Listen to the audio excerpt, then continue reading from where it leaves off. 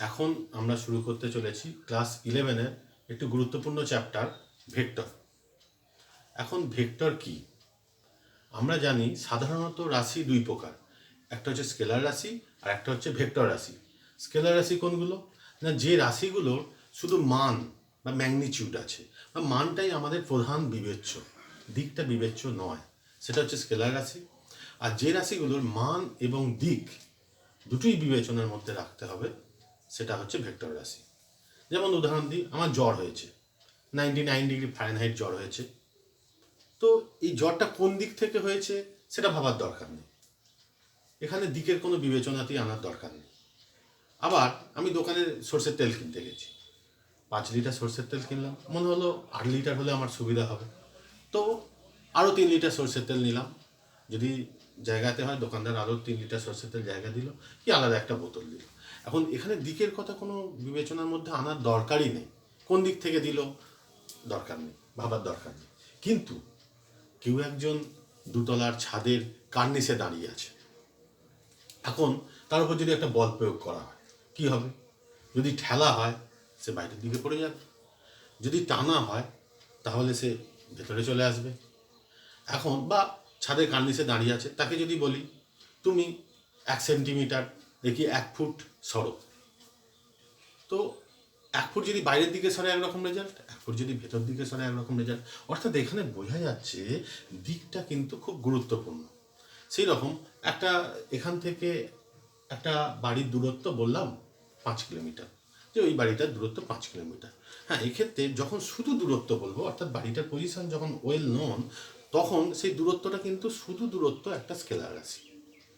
কিন্তু যদি একজনকে বলি এখান থেকে 5 কিলোমিটার দূরে গেলে ওই বাড়িটা পাওয়া যাবে, তখন সে কি কোশ্চেন করবে? না, কোন দিকে যাব, 5 কিলোমিটার দূরত্বে যাব, কোন দিকে যাব।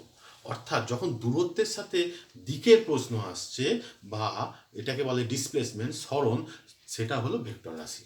কিন্তু শুধু দূরত্ব, তার সাথে যখন দিকের প্রশ্নটা অতটা নেই, বা শুধু দৈর্ঘ্য, যে কোনো দৈর্ঘ্য, তার সাথে যখন দিকের প্রশ্ন অতটা নেই, সেটা কিন্তু স্কেলার রাশি। আর এই দূরত্বটাই যখন একটি নির্দিষ্ট দিকে মাপা হবে এবং ইনিশিয়াল এবং ফাইনাল পয়েন্টের ওপরই শুধুমাত্র জোর দেওয়া হবে, তখন অর্থাৎ যেটাকে আমরা সরণ বা ডিসপ্লেসমেন্ট বলি, সেটা হলো একটি ভেক্টর রাশি। অর্থাৎ কোনগুলো স্কেলার রাশি কোনগুলো ভেক্টর রাশি যদি আমি একটু দেখি, স্কেলার রাশি কোনগুলো? না, টেম্পারেচার, প্রথমে বললাম টেম্পারেচার আর উষ্ণতা বা তাপমাত্রা, আয়তন, আর কি আছে, ডিস্টেন্স বা শুধু দূরত্ব, দূরত্ব, ঘনত্ব, এইগুলো। আর ভেক্টর রাশি কোনগুলো? এরকম আরও রাশি আছে। ভেক্টর রাশি কোনগুলো? সরণ মানে ডিসপ্লেসমেন্ট যাকে বলি, ডিসপ্লেসমেন্ট, বেগ অর্থাৎ ভেলোসিটি, বল অর্থাৎ ফোর্স, ভরবেগ মানে মোমেন্টাম, আমি ইংরেজিটা লিখছি না, এখানে আর একটা লিখতে পারি স্কেলারের জায়গায়, কার্য। তো এইগুলো হলো স্কেলার, এইগুলো হলো ভেক্টর রাশি। তো এখন আমরা বুঝতে পারলাম মোটামুটি যে ভেক্টর রাশির ক্ষেত্রে মানের সাথে সাথে দিকের ব্যাপারটা খুব গুরুত্বপূর্ণ। তাহলে ভেক্টর কি দাঁড়ালো? ভেক্টর হলো এমন একটা রাশি যার মান এবং দিক দুটোই আছে, এবং শুধু তাই নয়, এই ভেক্টর রাশি কতকগুলো নিয়ম মেনে চলে, যেমন যোগের নিয়ম। সেগুলো অবশ্য পরে আসছি, বিশেষ করে যোগের নিয়ম বা আরও কিছু নিয়ম আছে যেগুলো সে মেনে চলে, সেগুলো পরে আসছি। তো মেন হচ্ছে কি, প্রধান ধারণা হচ্ছে ভেক্টর হলো এমন একটা রাশি যার মান এবং দিক আছে, এবং কতগুলো নিয়ম মেনে চলে, যেমন যোগের নিয়ম, ভেক্টর যোগের একটা নিয়ম আছে, সেটা মেনে চলে। তো সেটা পরে আসবে, ভেক্টর যোগের নিয়ম কি পরে আসবে। তো তাহলে বোঝা গেল ভেক্টর কি জিনিস। এবার ভেক্টরকে প্রকাশের ক্ষেত্রে বা রিপ্রেজেন্টেশন, ভেক্টরকে আমরা রিপ্রেজেন্ট করব কিভাবে? না, প্রথমেই দেখেছি যে ভেক্টরের একটা দিক আছে, দিকের কথাটা বিবেচনার মধ্যে আনতে হবে। তো সেই কারণে জিওমেট্রি বা ট্রিকোনোমেট্রি ব্যবহার ভেক্টরে করা হয়ে থাকে। তার কারণ দিক বোঝাতে গেলে জিওমেট্রি বা ট্রিকোনোমেট্রি অবশ্যম্ভাবী। তো জ্যামিতির মধ্যে বা জিওমেট্রির মধ্যে এমন কোন জিনিসটা আছে বা এমন কোন রাশিটা আছে যেটা কেবলমাত্র একটি দিক আছে এবং একটি মাত্র মান আছে? তো অনেক কিছুই আছে, তার মধ্যে আমরা যদি দেখি একটি সরলরেখাটা, যদি সরলরেখাটা আনলাম, সরলরেখাটা আনলাম, এই সরলরেখাটা দুদিকই দৈর্ঘ্য বাড়ানো যায়, অর্থাৎ এই সরলরেখাটা দৈর্ঘ্য অনেক হতে পারে, অসীম পর্যন্ত হতে পারে।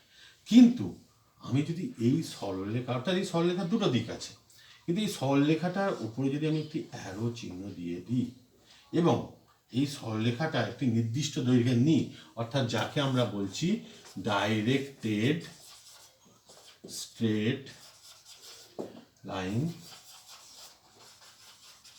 Segment, directed straight line segment বা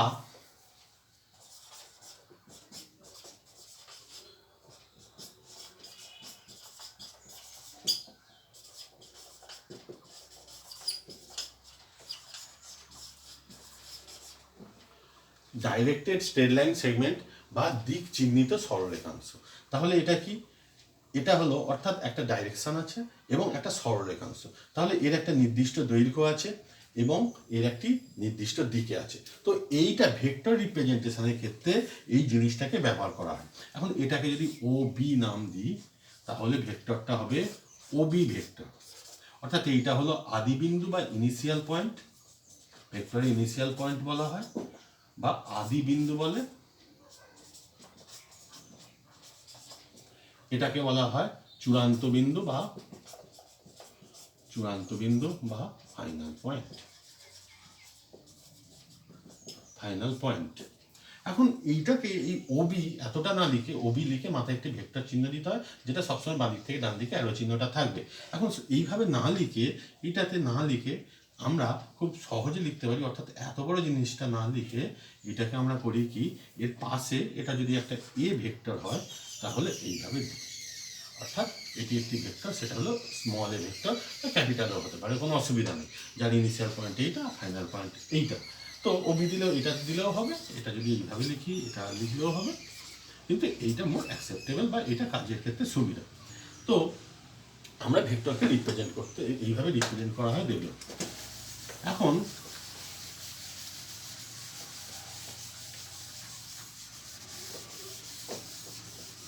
এখন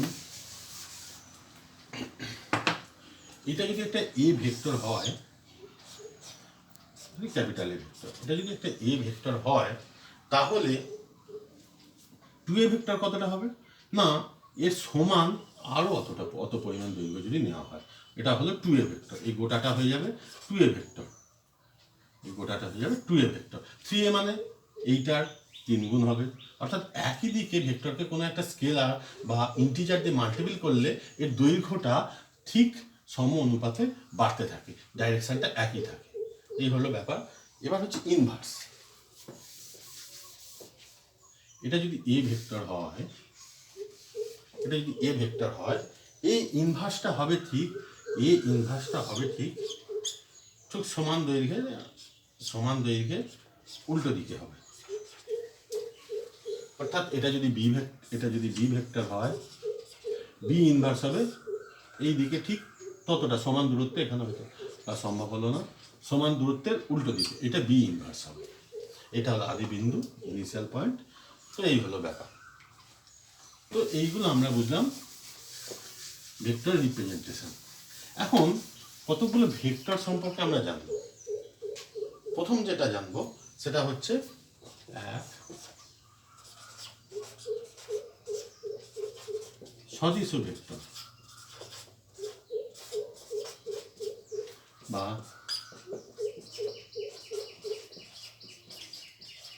লাইক ভেক্টর,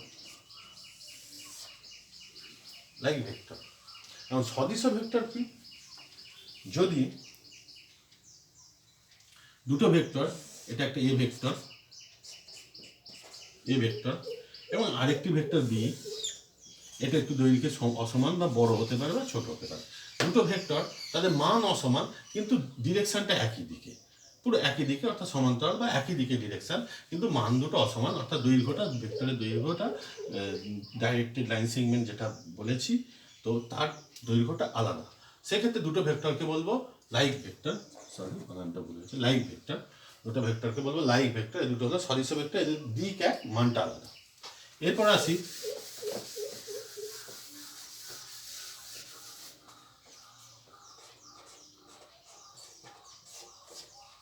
সমান ভেক্টর।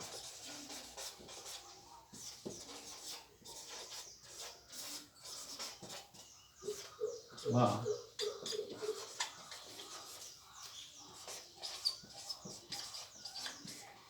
Equal vector. এখন সমান ভেক্টর কি না, দুটো ভেক্টরের দিক এক, এটা এই ভেক্টর, এবং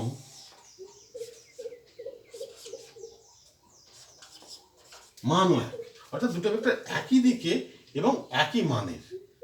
এখন অনেকে প্রশ্ন করতে পারে যে দুটো ভেক্টরের আদি বিন্দুতে এক না, অর্থাৎ দুটো ভেক্টর একই পয়েন্ট থেকে স্টার্ট করেনি, তাহলে কি করে সমান হবে? হ্যাঁ, সেটার কোনো প্রয়োজন নেই যে একই পয়েন্ট থেকে বা একই আদি বিন্দুতে দুটো ভেক্টরের স্টার্টিং পয়েন্ট হতে হবে বা শুরু হতে হবে, একই আদি বিন্দু হতেই হবে তার কোনো মানে নেই।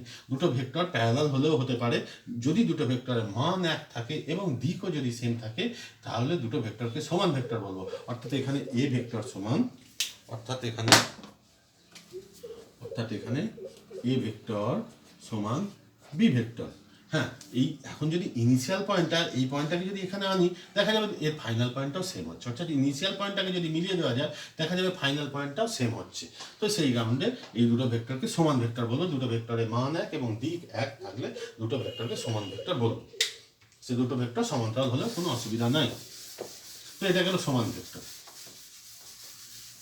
এরপর আমরা আসছি খুব গুরুত্বপূর্ণ জিনিস,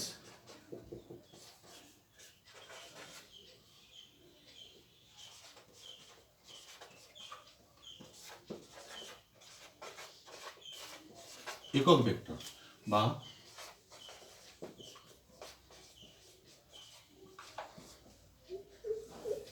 ইউনিট ভেক্টর। এখন একক ভেক্টর কি জিনিস?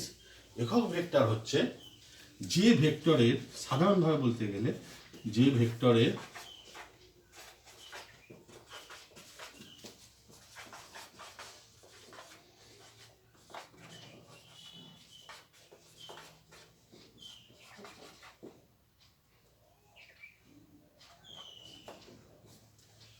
সাধারণভাবে বলতে গেলে যে ভেক্টরের মান এক বা একক, অর্থাৎ ভেক্টরের মানটা কত? 1।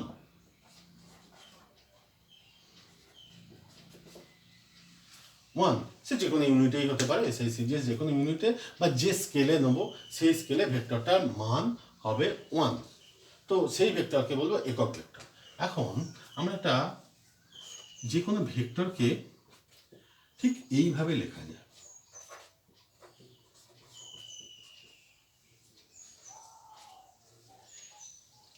এইটা হলো এ ভেক্টর, এইটাকে বলা হয় ভেক্টরের মান, অর্থাৎ মডিউলাস দেওয়া আছে, এইটা হলো ভেক্টরের মান, আর এইটা হলো এ ভেক্টরের একক ভেক্টর। আমরা একটা সিম্পল অ্যানালজি যদি করি, স্কেলার 5 ইকুয়াল টু 5 ইন্টু এখানে কত লিখবো, 5 ইন্টু এখানে কত লিখবো, না এখানে আমরা 1 লিখবো। কেন? 5-এর মানটাকে যদি আমরা এখানে ঢুকিয়ে দিই, এইখানে মান কত পড়ে থাকে? 1। এটা একটা অ্যানালজি, এটা যে নন নেসেসারি এটার সাথে পুরোপুরি মিলবে। এটা একটা স্কেলার, এটা ভেক্টর। তো আমি একটা অ্যানালজি আনার চেষ্টা করছি। এইখানে যদি পুরো মানটা ঢুকিয়ে দেওয়া হয়, তাহলে এখানে কত পড়ে থাকে? গুণে থাকলে 1। তো সিম্পল এর মানটাকে এইখানে ঢুকিয়ে দেওয়া হচ্ছে। এর মানটা হচ্ছে এটা, এর মানটা হচ্ছে এটা। তাহলে এর মান কত রইল? এখন এর মান কত রইল? এর মান বা ম্যাগনিটিউড ইকুয়াল টু 1। এটার কাজ কি? এটা হচ্ছে দিক নির্দেশ করে, দিক বোঝায়। এটা দিক বোঝাতে ব্যবহার। ইউনিট ভেক্টর মেন কাজ হচ্ছে সে দিকটাকে নির্দেশ করে দেয়। আর কি কাজ? এটাই হচ্ছে ভেক্টরের মেন ভেক্টর পার্ট। এর জন্যই ভেক্টরটা ভেক্টর, অর্থাৎ যেহেতু দিক আছে বলে এটা ভেক্টর। স্কেলারের সাথে তফাৎ হচ্ছে ইউনিট ভেক্টর দিয়ে গুণ থাকে বলে ভেক্টর। এটা কি? এটা হচ্ছে মান, ভেক্টরের ম্যাগনিটিউডটা এর মধ্যে থাকে। আর কি? এটা হচ্ছে ভেক্টরের স্কেলার পার্ট, এটা ভেক্টর পার্ট, বোঝা গেল। তো এটাকে মাথায় ভেক্টর চিহ্ন দিয়ে দুপাশে মডুলাস দেওয়াও যেতে পারে বা শুধু এও লেখা যেতে পারে, অর্থাৎ এটাকেও ভেক্টরের মান বোঝায় বা এটা ভেক্টরের স্কেলার অংশ বা ভেক্টরের ম্যাগনিটিউড। তো এই হলো ব্যাপার। এখন আমরা যদি একটু ভাবি যে একটা ভেক্টরকে আমি দিক চিহ্নিত সরল রেখাংশ দ্বারা প্রকাশ করছি, তাহলে এটা হলো একটা এ ভেক্টর, ধরা যাক এটা এ ভেক্টর। তাহলে এই ভেক্টরটার মানটা কোনটা? না এই সরল রেখাংশের দৈর্ঘ্য, অর্থাৎ এই ভেক্টরের ম্যাগনিটিউডটা হলো এই সরল রেখাংশের দৈর্ঘ্য। আর দিকটা কোনটা? দিকটা হচ্ছে এই যে অ্যারো সাইনটা নিচ্ছে, এটাকে ক্যাপ বলা হয়, অ্যারো সাইনটা নিচ্ছি, এটাই যেন এইখান থেকে তুলে এইখানে বসিয়ে দেওয়া হয়েছে। অর্থাৎ এই দৈর্ঘ্যটা আমি মুছে দিলাম, তাহলে যেটা পড়ে রইল এইটা হচ্ছে এই অ্যারোটা, যেন এই অ্যারোটা তুলে এইখানে বসিয়ে দেওয়া হয়েছে, এইটাই দিক বোঝাচ্ছে। এই কারণে এটাকে এ ক্যাপ বলা হয় বা এ ইউনিট ভেক্টর বলা হয়, অর্থাৎ এটার সরল রেখাংশটা দৈর্ঘ্য। এখন এই ভেক্টরটার তার মানে দৈর্ঘ্যটা হচ্ছে এইটা বা এইটা। আচ্ছা, একটা সরলরেখার দৈর্ঘ্য কি কখনো নেগেটিভ হতে পারে? না। সেই কারণে ভেক্টরের মান অর্থাৎ modulus of A always greater than equal to 0, বা এটাকে যদি শুধু এই লিখি, এটা ভেক্টরের মান, এটা always greater than equal to 0, কারণ ভেক্টরের দৈর্ঘ্য কখনো নেগেটিভ হতে পারে না, অর্থাৎ ভেক্টরের ম্যাগনিটিউড কখনো নেগেটিভ হতে পারে না। তাহলে আমরা কি পেলাম? এটা খুব vital relation, A vector equal to A vector মান ইন্টু এ ইউনিট ভেক্টর। তো এখন তো এটা খুব ভাইটাল রিলেশন, আমরা দেখে নিই এটাকে। তো এখন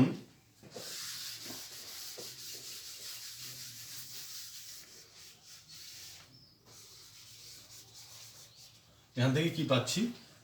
এ একক vector equal to A vector by A ভেক্টরের মান, বা এটাকে এরকম লিখতে পারি, এটা হচ্ছে এ ভেক্টরের মান, এটাকে লিখতে পারি। অর্থাৎ এই রিলেশনটাকে এই ইকুয়েশনটাকে টোটালটাকে সেম ইকুয়েশন,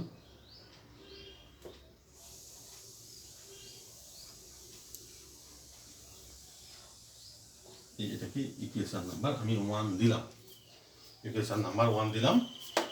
অর্থাৎ যে কোনো ভেক্টরকে তার মান দিয়ে ভাগ করলে ইউনিট ভেক্টর পাবো। তাহলে দুটো মাথায় রাখতে হবে, এ ভেক্টর ইকুয়াল টু এ ভেক্টরের মান ইন্টু একক ভেক্টর, এবং যে কোনো ভেক্টরকে তার মান দিয়ে ভাগ করলে আমরা একক ভেক্টর পেতে পারি।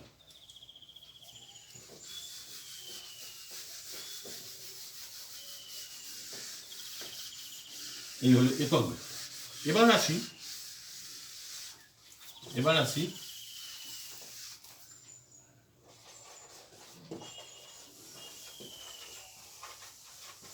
শূন্য ভেক্টর বা নাল ভেক্টর। এখন শূন্য ভেক্টর কি জিনিস? শূন্য ভেক্টরে বিশেষ খুব বেশি সিগনিফিকেন্স না থাকলেও শূন্য ভেক্টর হচ্ছে আসলে যে ভেক্টরের মান শূন্য, মানটা হচ্ছে 0।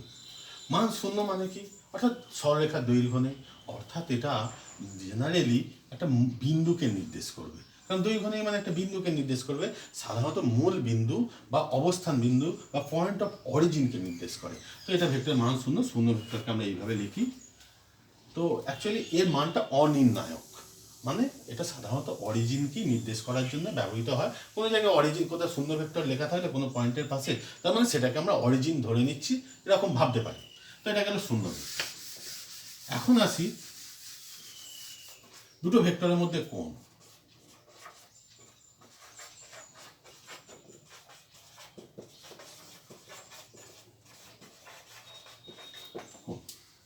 ধরা যাক এ একটা ভেক্টর, এটা এ, এটা একটা বি একটা ভেক্টর।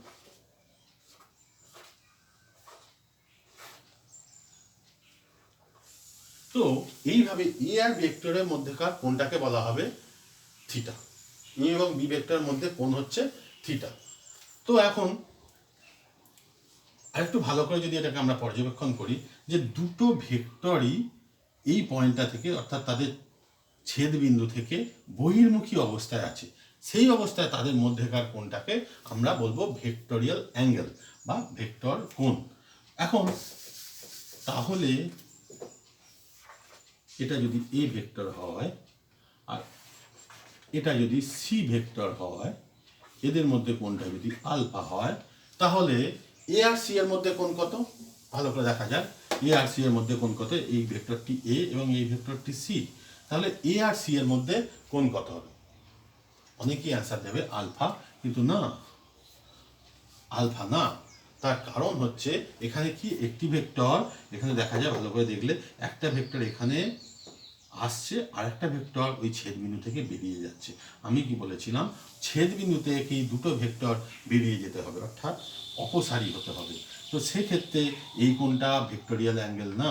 এইটাকে যদি একটু বাড়িয়ে নিই আমরা, তাহলে যে অ্যাঙ্গেলটা পাই, অর্থাৎ 180 ডিগ্রি মাইনাস আলফা হলো ভেক্টোরিয়াল অ্যাঙ্গেল। এখানে তার মানে ভেক্টোরিয়াল অ্যাঙ্গেল বিটুইন